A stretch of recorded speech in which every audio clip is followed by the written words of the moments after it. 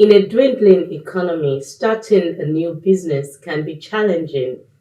The constant inability makes it necessary to seek new opportunities, which is why identifying market opportunities as a startup or business growth is very important. Hello and welcome to Let's Talk. My name is Olujo Kemusaku with the topic identifying business opportunities in a dwindling economy. In a dwindling economy, I need to say that again. All right, thank you so much for that. And my guest is Dr. Rashidat Sanni, an entrepreneur, finance strategist, and CEO, Arsan Ventures. I'm sure you're looking forward to hearing what we have to discuss about the economy. We know that a lot has been going on around the world, but it is necessary for us to also help ourselves to know what to do and how to go about it. Once again, thank you for always watching Let's Talk. But before we delve into the program proper, I'd like to remind you, as usual, to please subscribe to our YouTube channel and follow us on all of our social media platforms. Thank you once again for standing by. Thank you, Dr. Rashidat Sanni, for coming on the show. It's nice having you here. Yeah, my pleasure. Thank you so much for having me. Yeah, you look beautiful. Oh, thank you. All Thank you. right, let's talk about the state of economy in the world using the US as a case study. Yeah, okay. That's a big question right there. Of course, a lot of us are aware of what's happening, especially in the US with where I am based at right now, where, like we're pretty much in a recession right now, even though maybe they still haven't really labeled it necessarily that, but we see what's happening with the interest rates being so high right now, where the American dream of that they define as buying a home, people cannot even afford that right now with the high interest rates, right? And then also we see inflation still high, even though it went down a little bit, and people laying off employees here and there, like the newest of the biggest companies out there, Meta, Twitter, that have laid off like a lot of people, like thousands of people right there. So it's just really unfortunate to see that, but it's something that's temporary. We will get out of it, but how can we get out of it? How can we get ahead of it and just still put ourselves in a better position? That's some of the things that we are going to be discussing today, of course. Okay, thank you for that. Now, you were once in the corporate world, a medical doctor at that. What changed? I'm a pharmacist, actually. So Okay, I'm a doctor of pharmacy. I have my PharmD degree, and I did that like 8 years, pretty much. But for me, of course, being an immigrant, what I knew growing up was that my parents have instilled into us from young age, my siblings and myself. I'm sure you can also relate, is to go to school, get the highest level degree and get a job, which they believe to be the most secure way of acquiring wealth and being successful. So, but for me, I was met with like the huge reality, like a shocker. Like 3 years ago, when I was suddenly laid off from my own job that I really loved as a pharmacist. Okay. So there was no warning. It was only 2 weeks notice, no severance package whatsoever. And that was really, I was panicking when I found out that. So that was what made me like being an eye opener that made me decide, you know what? I will never rely on a full-time job anymore for my livelihood. I have to do something differently. I have to find other sources of income so that I would never be in that position again. And that's what I have done, the last 4 years pretty much that I have started in the entrepreneurial space. Now, how did you identify what kind of business to venture into? Having gone through the layoff. So how has it been so far? Yeah, that's a really good question. So, for me, luckily, like maybe a year before I was laid off, have been looking for ways to have, like, when you talk about side hustle to have additional source of income. We all know having a job right now is, or one source of income is too close to having nothing right now, especially being laid off unexpectedly and not having any backup there, right? So I had started in the financial space. I started as a strategist on a part-time basis. I started learning about that, and that started with me wanting to know what I should be doing with my own money, right? Making this set income. I don't want to spend it like lavishly and not having something to fall back on. And I really want to be financially free way sooner than 65, that this society has put on us. So I was looking for ways to be able to do that. I met with a Stripe professional that helped me there, and they introduced me to the business. I became fascinated, wanted to learn more. So I became a part of it. And believe it or not, it's actually a network marketing company. I didn't know that before. It was just me being curious, wanting to learn. But I found out later, but it didn't really matter to me because it's something that I was really interested in going into. I know a lot of people, when they hear network marketing, they think, okay, yeah, maybe it's a scam, etc., right? But it can be a lot more. But that has really evolved to other things, right? It has evolved. It has allowed me to really learn how to develop myself. I did a lot of personal development, a lot of learning, a lot of growing, mindset development there, reading books, attending, mastermind programs, etc. And that really shifted my focus from being employee focused to now entrepreneurship, opening to different opportunities that are out there. So that was the foundation for me. Now I'm with wealth management, comprehensive wealth management firm where I'm able to provide more to my clients there. And at the same time, I made a declaration for myself that I wanted to be financially free by 40. Okay. So that was a big driving force. And to be able to do that, I figured I really needed to have like more of a passive income coming in, and passive income meaning income that I am earning with little to no effort. Okay, maybe through an investment property that is generating me cash flow monthly. So I was looking for ways to be able to do that. And of course, when you ask yourself question, how can I make this happen? How can this work out for me? Your brain goes to work and it starts capturing all of these opportunities that are out there. And that's what happened for me. I came about like multiple people talking about like Airbnb, short-term rentals.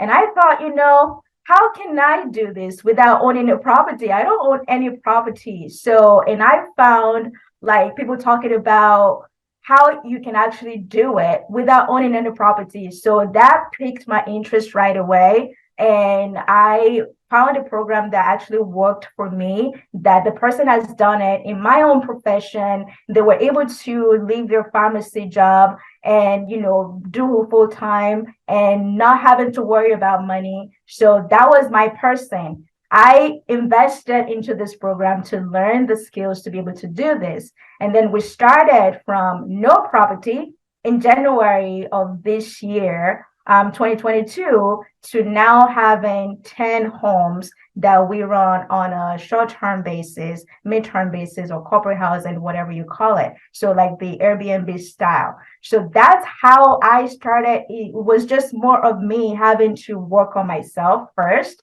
and identifying, like learning some skills and then implementing. That's another thing. A lot of people learn skills, but they don't put it into action. But I actually implemented, and that was what worked out for me. And that has opened up to other opportunities.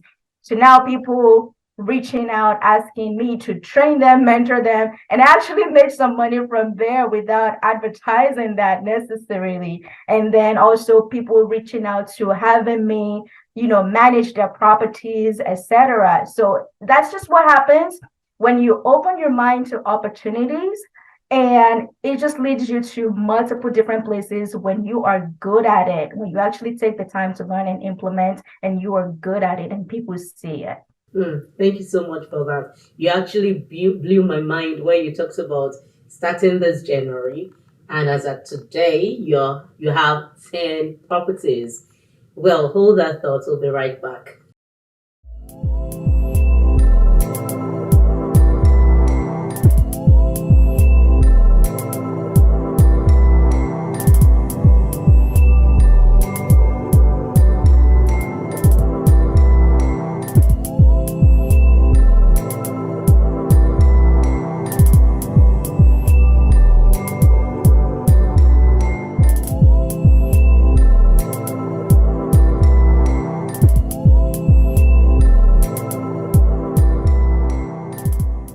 Welcome back. If you're just joining us, the program is Let's Talk, and I've been speaking with Dr. Rashidat Sanni. She is the CEO, Arson Ventures.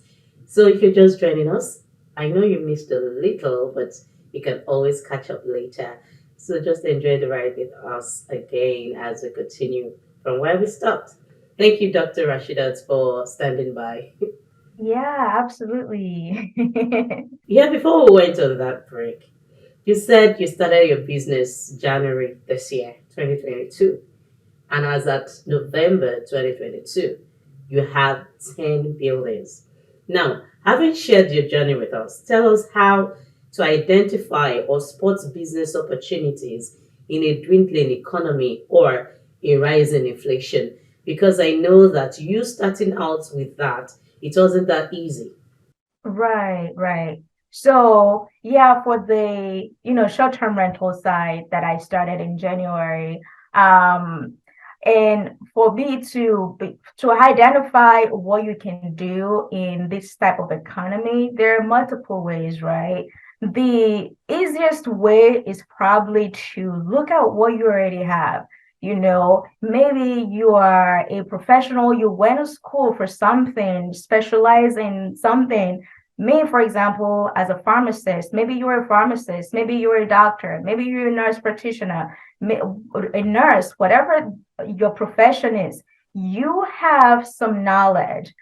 You went to school for that and you are knowledgeable in one area. Maybe you have a disease state that you enjoy talking about and helping your patients on. I'm just using this as an example, right? So this is where you can start. Say, okay, how can I target a specific group of people that need what I have here that I can educate? And maybe you can start a course for them, package a course that you are able to sell to them, and you give them guide on how to really properly manage their disease state. That's one example, but you may be in a different field outside of the healthcare space. It will be the same thing. What do you know already that you can package up and start monetizing, right? So that's one aspect. And another aspect, and usually those are very easier to get into and less capital intensive. So, and another way that you can get into like the business entrepreneurship is to see what other people are doing. And again, being open-minded to opportunities and putting your ears down, and having your brain go to work and capturing these opportunities and actually taking a look and giving it a shot. Okay, so you may not be good at something necessarily, you didn't go to school for it, but all of these skills are learnable. Okay, I had no background, no knowledge about Airbnb short-term rental, right? But I was able to learn the skill with the guidance and mentorship of the person who trained me.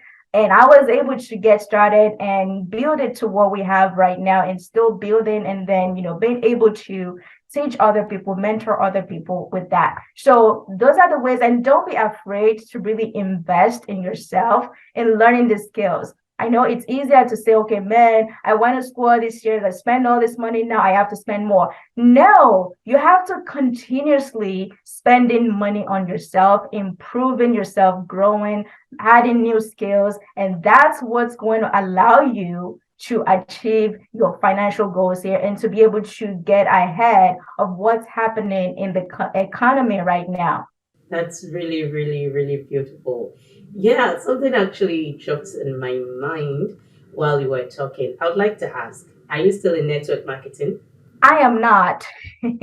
I am not. So it Yeah, was just a flashlight for you to know where exactly you're treading. exactly. So it was the step in to the entrepreneurial space that I needed, because that was what allowed me to really step out of my comfort zone and really learn the mindset of anyone going into business, man. It really pushed me. And I was very grateful for that experience. But of course, from there, we have grown into different space. I'm still in the financial space, but with now more of a comprehensive company that's more focused on the client and then more holistic approach, helping them the way that they really needed to be helped to help them achieve their financial goals. Right. Okay. Now you said you have a coach. How did you identify the right person to go to? Is it while you were doing your network marketing? Because I understand that in network marketing, there is always a coach, the downline, the upline. I also tried it sometime. So is it from there or you were just searching? Yeah, I was just searching. What I have mentors and coaches for different things, different aspects of my life. I have a business mentor. I have mentors in my field of practice specifically, right? And I have my mentor for, like the short-term rental side of things, right? So mentorship is never going to end, and that's going to be one of the most valuable investments you make, because they've already gone through what you were trying to go through. So that's one big way to identify the right person to work with. Have they done what you are trying to do? Okay, and do they have proven record, like a track record to show that they've achieved success there? Because it's going to be crazy to learn from some, like, you want to be a millionaire, for example, and you are listening to someone who barely is able to put food on the table as your mentor. So you're not going to do that. You're going to look for someone who has made $1 million the right way, and then learn from them what did they do to be able to get there. So that way you can follow in their footsteps and be able to achieve that $1 million mark. Thank you so much. Now, having identified what to do, the kind of business to venture into, what strategy should be put in place to ensure a smooth takeoff? So like I mentioned earlier, to be able to venture into business, so like there are multiple different ways to be able to get in there, right? It depends on the route that you are taking to get in. Like, are you saying, oh, I love talking about a specific topic and I know there's a need for it, and I can brush up on that, package it up, and give it to my audience, right? So that's one. And then you want to look for something that it's not a very huge capital intensive right now. Well, we don't know with the economy right now. There's so many uncertainties, and you may not be in the position, or you may not want to take like a huge risk of putting everything that you have into a business venture, especially if it's like brick and mortar type of business, right? Where you have to have an office space. We see what happened with COVID, etc. A lot of businesses are shifting online, and they're not as taking a lot of money to be able to get started and get going. So those are some of the things that I would encourage maybe looking into, that wouldn't like take too much money out of your pocket. It just depends on what you love, what you enjoy, and what you want to do, and what you are interested in. That's what's going to guide you to the next step on how to get going with it. Mm. And then you learn as you go, like you make adjustment, but you can't find out what's going to work for you unless you actually put your foot forward and test the water.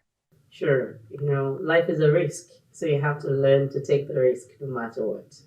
As long as you don't want to live on paycheck to paycheck anymore. Yeah. Now let's quickly talk about Airbnb. Knowing the rising cost in rentage or having to get into buying a home, we have a credit card. The percentage on credit card is rising.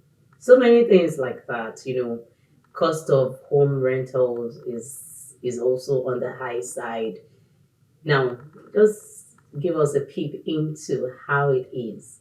Yeah, so with the approach that I take, it is not a huge capital to start. Okay. So I'm leasing this property. So I'm leveraging other people's property to do this. So with that, yeah, I know the rent is a little higher right now, but it's still what I would, if I would buy a house right now, like a property, single family home, and do what I am doing, I might be putting down maybe like $50,000 down payment or more, right? Depending on the type of mortgage I'm able to get at this time. So the same amount of money for one property, I could lease 3 properties with that and be able to generate 3 times cash flow